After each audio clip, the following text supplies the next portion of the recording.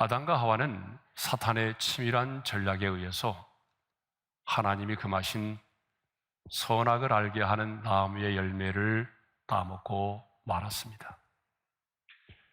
그런데 그 결과는 어떠했습니까?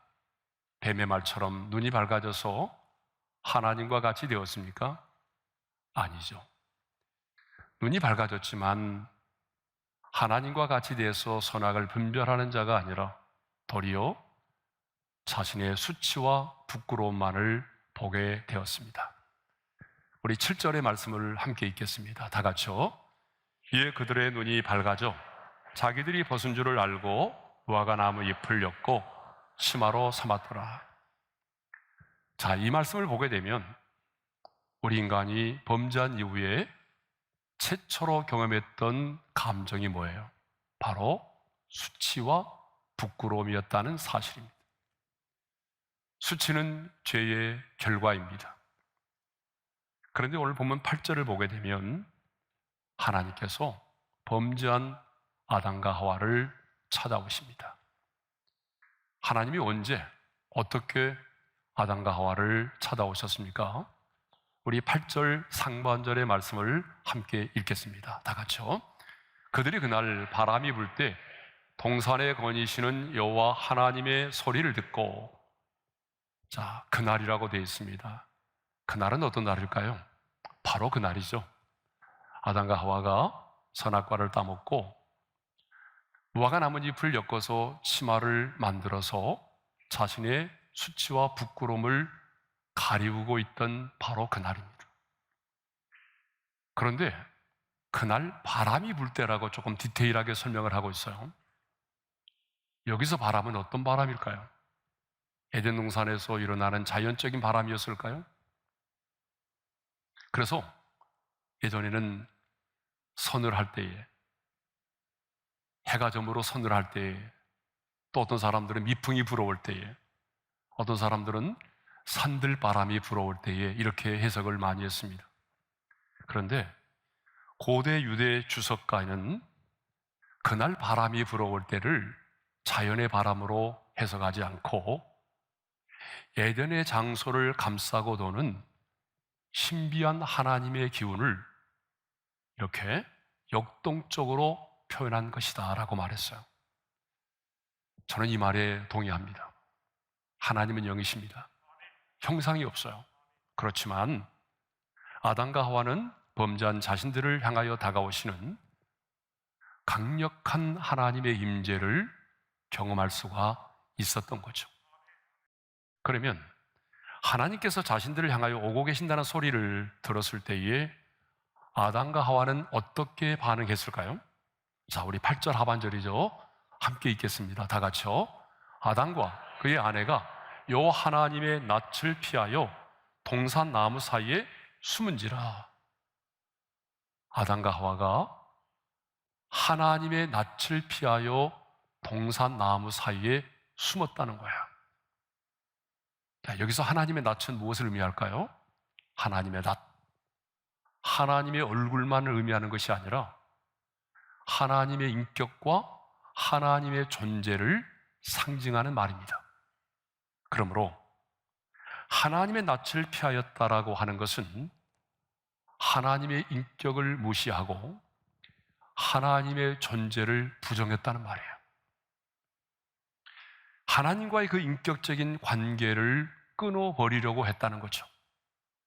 아담과 하와는 선악과를 먹기 전까지는요, 하나님의 임재가 충만한 에덴 동산에서 하나님의 음성을 들으며 살았습니다. 하나님과 인격적인 교제를 누리며 살았습니다. 그런데 이제는 하나님의 낯을 피하여 동산 나무 사이에 숨어 있으므로 하나님의 존재를 부정하고 하나님과 인격적인 교제를 끊고자 했던 것입니다. 그러면 무엇이 아담과 하와로 하여금 하나님의 낯을 피하게 만들었을까요? 그것은 바로 죄입니다. 좀 더 구체적으로 말씀드리면 하나님의 말씀에 대한 불순종의 죄입니다. 죄는 언제나 우리로 하여금 하나님의 얼굴을 피하게 합니다. 죄는 언제나 하나님으로부터 우리를 멀어지게 만듭니다. 그래서 이사야 선지자는요, 이사야 59장 2절에서 이렇게 말했어요. 다 같이요. 오직 너희 죄악이 너희와 너희 하나님 사이를 갈라놓았고 너희 죄가 그의 얼굴을 가리어서 너희에게서 듣지 않으시게 함이니라. 여러분, 죄는 그때나 지금이나 동일하게 하나님과 멀어지게 만듭니다. 하나님과 멀어지게 만드는 게 뭐예요? 죄입니다. 왜? 하나님은 거룩하신 분이기 때문이죠. 우리 인간은 끊임없이 하나님 앞에서 숨을 곳을 찾으려고 합니다. 하지만 피조물인 우리 인간은요, 온 땅에 충만하신 하나님의 임재를, 그 하나님의 낯을 피할 수가 없어요. 그러므로 엄밀하게 말하면 하나님께서 우리의 낯을 피하는 것이 아니라 범죄한 인간이 하나님의 낯을 피하여 숨는 것이죠. 오늘 이 시대를 사는 우리들도 마찬가지입니다. 죄를 짓고 나면요, 요나 선지자처럼, 가인처럼, 그리고 아담과 하와처럼 우리는 숨으려고 합니다. 하나님의 얼굴을 피하려고 합니다. 참 이상하죠? 죄를 짓고 나면 본능적으로 피하려고 해요. 숨으려고 합니다. 그런데 하나님은요, 하나님 당신의 낯을 피하여 수치스럽고 부끄러운 마음으로 두려워 떨고 있는 아담과 하와를 찾아오셨습니다. 그리고 아담을 부르시면서 이렇게 말씀하셨어요. 우리 함께 읽어볼까요? 시작. 여호와 하나님이 아담을 부르시며 그에게 이르시되 내가 어디 있느냐. 근데 여기 이 부르다, 하나님이 아담을 부르셨는데 이 부르다라고 하는 말이 히브리어로 카라라고 하는 말인데 이 말의 뜻은 아주 큰 소리로 외치다는 거예요. 그러니까 하나님이 아담을 찾아오셔서 아담을 부르실 때에 정말 쪼릉쪼릉 산이 울릴 정도의 큰 소리로 아담을 부르셨어요. 그 다음에 이르시되라고 하는 말 있죠. 이 말은요, 사람과 사람이 만나서 조용한 대화를 나눌 때 사용되는 말이에요. 그러니까 하나님은 큰 소리로 아담을 부르시고 난 다음에 그 다음에 내가 어디 있느냐 라고 말씀하실 때는 사랑의 감정을 담아서 아주 잔잔한 목소리로 내가 어디 있느냐라고 말씀하셨다는 거예요. 그렇다면 왜 하나님은 아담아 내가 어디 있느냐라고 말씀하셨을까요? 아담이 어디 있는지를 몰라서 하나님이 이렇게 말씀하셨을까요? 아니죠. 절대 그렇지 않습니다. 그러면 아담아 내가 어디 있느냐, 이 내가 어디 있느냐라고 하는 이 물음은 어떤 의미가 있을까요? 첫째로 이 물음은요, 장소적인 물음이 아닌 영적 상태에 대한 물음이라는 거예요. 아담이 처해 있는 그 영적 상태에 대한 현주소, 삶의 좌표에 대한 물음입니다. 그러므로 아담아 내가 어디 있느냐, 이 물음은 내가 왜 그렇게 두려움 가운데 떨고 있게 되었는지, 내가 왜 나의 낯을 피하여 동산나무 사이에 숨어 있는지, 왜 너와 나의 관계가 이렇게 되었는지 한번 점검해 보라는 거예요. 하나님은 오늘 또 저와 여러분에게 다가오셔서 여러분 한 사람 한 사람의 이름을 부르시면서 말씀하십니다. 내가 어디 있느냐? 네가 지금 처해 있는 너의 상태를 점검해 보라는 거예요. 코로나 상황을 지나면서 내가 하나님과 멀어져 있지 않는지, 그래서 수치와 불안과 두려움 가운데 인생을 살아가고 있지 않는지, 너와 나의 관계를 한번 점검해 보라는 것입니다. 두 번째로, 내가 어디 있느냐라고 하는 이 말씀은 다시 내게로 돌아오라고 하는 하나님의 음성입니다. 아담과 하와는 자신들이 하나님과 같이 되려고 하는 교만한 마음 때문에 하나님과의 언약을 파기하고 범죄했습니다. 그렇지만 하나님은 아담과 하와를 포기하지 않으셨어요. 그래서 하나님은 그들을 찾아오셨습니다. 그리고 아담아, 내가 어디 있느냐라고 물으셨어요. 왜 물으셨을까요? 더 이상 수치와 부끄러움 속에 갇혀있지 말고 다시 내게로 돌아오라는 것입니다. 더 이상 두려움의 자리, 그 수치심의 자리, 어둠의 자리에 머물러 있지 말고, 더 이상 나의 낯을 피하여 숨어 있지 말고 내게로 다시 돌아오라는 것입니다. 죄를 회개하고 본래의 자리로 돌아오라는 거예요. 나의 형상대로 지음받은 너는 내 품을 떠나서는 살 수 없다는 거예요. 죽었다 깨어나도 너는 피조물이기 때문에 뱀의 유혹처럼 하나님이 될 수 없다는 거예요. 그러므로 다시 돌아오라는 거예요. 너는 내 앞에서 나의 음성을 듣고 나의 목전에서 살아야 되는 존재라는 거예요. 아담을 향하여 내가 어디 있느냐라고 물으셨던 하나님은 오늘도 변함없이 저와 여러분에게 찾아오셔서 말씀하십니다. 사랑하는 아들아, 사랑하는 딸아, 지금 내가 어디 있느냐? 여러분은 지금 어디에 있습니까? 아담처럼 불순종의 죄로 인하여 하나님의 낯을 피하여 숨어 있지 않습니까? 점점 세상을 사랑하여 하나님과 멀어져 가고 있지는 않습니까? 그래서 외로움과 수치심과 불안과 두려움 가운데 떨고 있지는 않습니까? 그렇다면 이제 주님께로 나오십시오. 어둠의 자리에 있다면 빛의 자리로 나오십시오. 불순종의 자리에 머물러 있다면 이제 결단하고 순종의 자리로 나오십시오. 예배의 자리에서 멀어졌다면 다시 십자가의 보혈을 힘입어서 은혜의 보좌 앞에 담대히 나오십시오. 정말 여러분이 하나님의 사람이라면 여러분은요, 하나님의 낯을 피하여 살 수가 없습니다. 하나님께서 아담과 하와를 찾아오사 내가 어디 있느냐?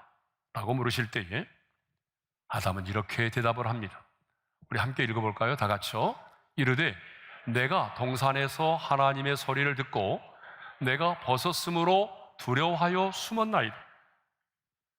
여러분, 죄를 짓기 전에는 에덴 동산에서 매일매일 하나님의 임재 가운데서 하나님의 음성을 듣고 그리고 하나님과 동행하는 삶을 살았습니다.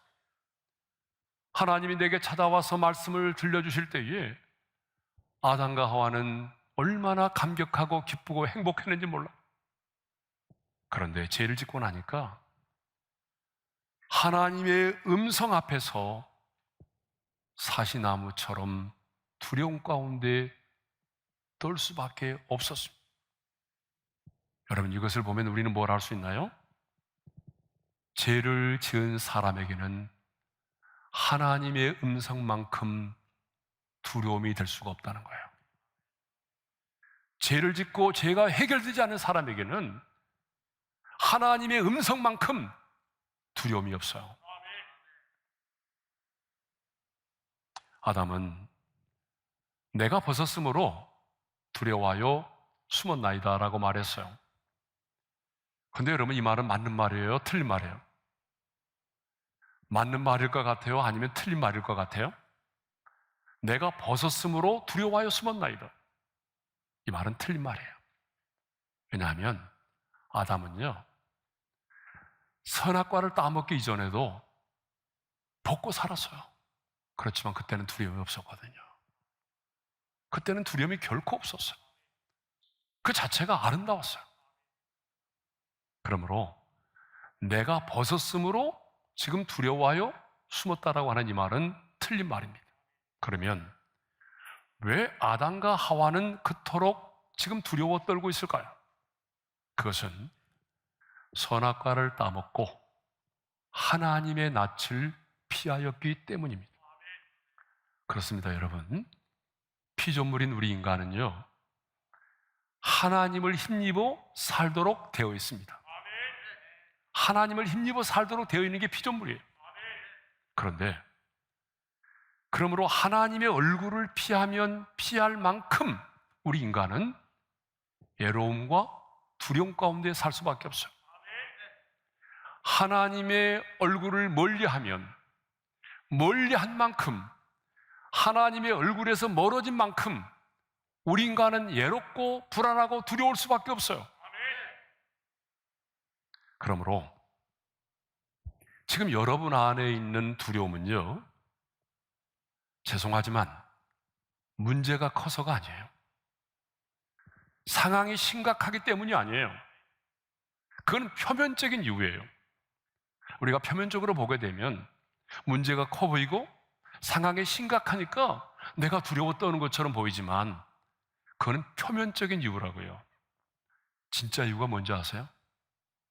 진짜 여러분 안에 있는 두려움은요, 문제가 아니에요. 바로 하나님의 낯을 피하였기 때문입니다.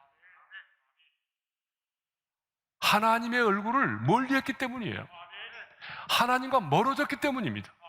여러분, 하나님과 멀어지면 누구라도 여러분 외롭고 불안하고 두려울 수밖에 없는 거예요. 그래서 성경은 하나님과 멀어지는 것을 뭐라고 말해요? 저주라고 말해요. 하나님께 가까이 가면 뭐라고 말해요? 복이라고 말해요. 시편 73편 27절을 먼저 읽겠어요. 다 같이요. 무릇 주를 멀리하는 자는 망하리니. 여러분, 망한다는 게 뭐예요? 저주 아닙니까? 그러니까 하나님께로부터 멀어지면 그게 저주예요. 네? 그러니까 형통함 때문에 내가 하나님과 멀어진다면 그 형통함이 여러분 형통이 아니라 복이 아니라 저주예요. 그러나 그 고난 때문에 내가 하나님께로 가까이 나간다면 그게 뭐예요? 그게 복이에요. 저주가 아니죠. 그 다음 구절 읽어볼까요? 다 같이요. 하나님께 가까이 함이 내게 복이라. 그래서 하나님이 말씀하시는 복과 저주는요, 우리의 눈에 펼쳐진 어떤 상황이 아니고요, 내가 하나님께로 가까이 가면 그게 복이 되는 거고, 그 사건과 그 사랑과 그 어떤 일로 인해서 하나님과 멀어진다면 그게 바로 저주라는 거예요. 그러므로 함부로 어떤 사람에게 일어난 일들을 가지고 평가를 하면 곤란합니다. 그러므로 피조물인 인간이 생명의 근원이 되신 하나님의 낯을 피하는 것은 생명의 울타리를 넘어서는 것과 같습니다. 그래서 하나님의 사람들은요, 하나님 앞에서 살기를 몸부림쳤던 거예요. 눈에 보이지 않는 하나님을 보이는 것처럼 내 앞에 모시고 그 하나님 앞에서 진지하게 묻고 결정하고 그 하나님 앞에서 하나님을 예배하며 살았던 거죠. 그렇게 살았던 대표적인 사람이 누구예요? 바로 다윗입니다. 그래서 다윗은 시편 16편 8절에서 이렇게 고백하잖아요. 다 같이요. 내가 여호와를 항상 내 앞에 모심이요 그가 나의 오른쪽에 계심으로 내가 흔들리지 아니하리로다. 하나님을 내 인생의 목전에 모시고 살았대요. 하나님을 내 앞에 모시고 산다는 건 뭐예요? 아, 하나님이 내 앞에 계시는구나.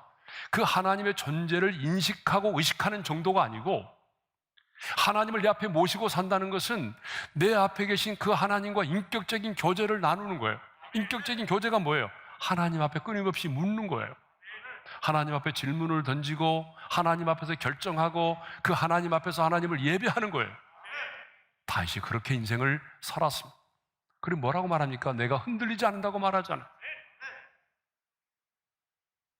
피조물인 우리 인간은 하나님의 얼굴을 피하면 피한 만큼 두려움 가운데 살 수밖에 없습니다.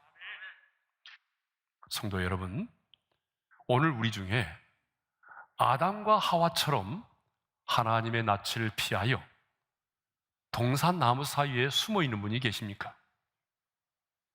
아니면 요나처럼 하나님의 낯을 피하여 다시스로 가는 배를 타려고 기다리고 있는 분이 계십니까? 아니, 어떤 분은 요나처럼 거대한 인생의 풍랑을 만나서 허우적거리고 있는 분이 계십니까? 아니면 가인처럼 하나님의 얼굴을 피하여 이 세상의 노땅에 거하면서 매일매일 불안과 두려움 속에서 쫓기는 삶을 살고 있습니까?